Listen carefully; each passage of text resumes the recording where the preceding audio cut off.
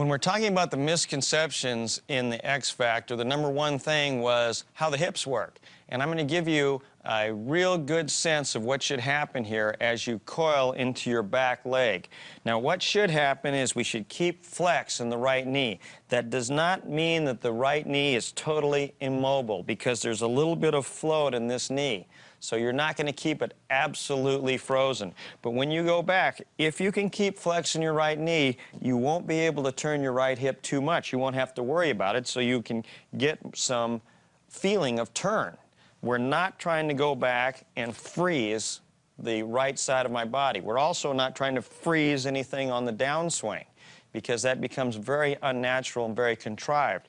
So when you go back and when you coil, you're going to start more with the upper body. You're definitely going to feel more upper body in the backswing and more lower body in the downswing.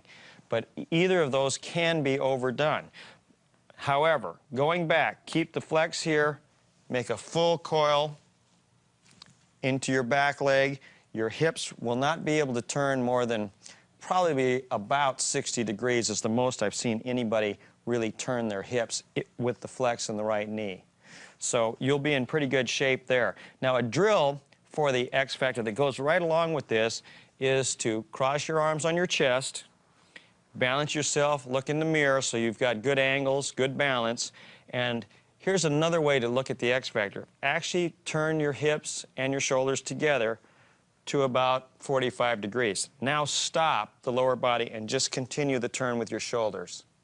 And that's another way of thinking of it or feeling the gap or the differential between the shoulders and the hips in the backswing.